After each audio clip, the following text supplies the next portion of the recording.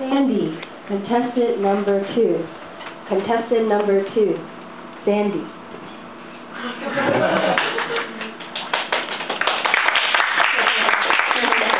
Good evening, Toastmasters.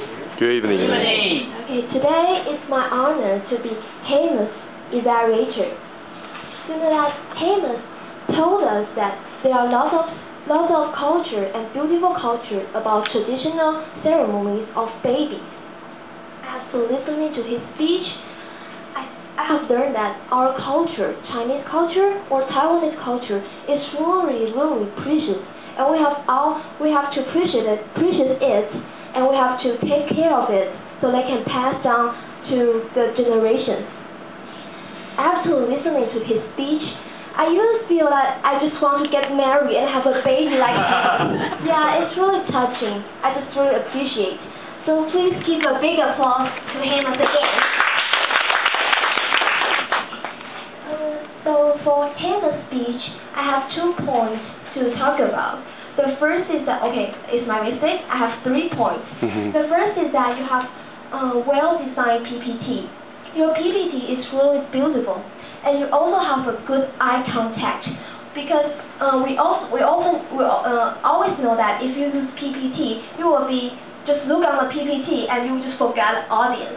But for Hamus, he just looked on the PPT. He didn't spend a lot of time on his PPT. He just spent sometimes PPT, but most of the time he just looked at the audience and have a good reaction with audience. And his PPT is really clear. And when he put the picture in his PPT, it's long enough to let the audience know, oh, this is my baby, and the audience can just see it's really clear that, oh, the baby is so cute. He didn't click it so fast, like some mistakes that will happen to some speakers. That is really good for you. And the second one is, just like I have mentioned just before, that you have good reaction with audience.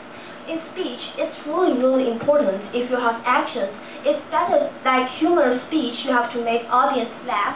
And for you, it's really good because you just keep asking questions to make the audience pay attention to your speech. That is a good point.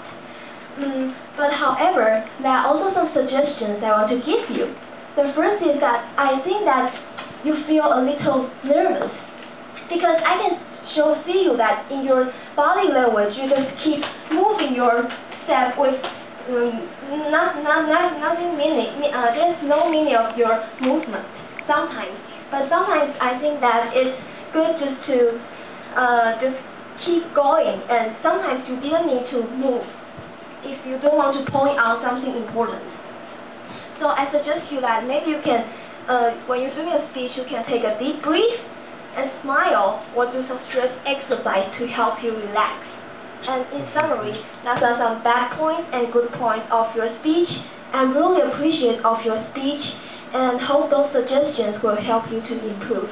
Back to contest chair.